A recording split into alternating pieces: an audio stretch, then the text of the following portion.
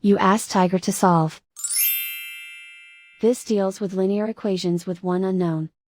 The final result is x equals 10. Let's solve it step by step.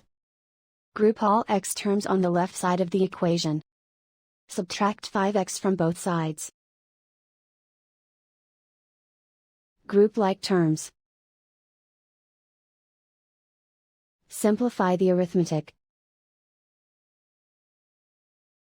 Group like terms. Simplify the arithmetic.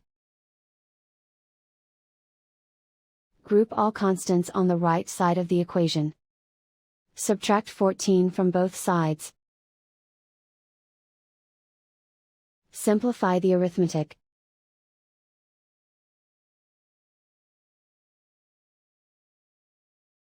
Isolate the x. Divide both sides by 3. Simplify the fraction. Find the greatest common factor of the numerator and denominator. Factor out and cancel the greatest common factor.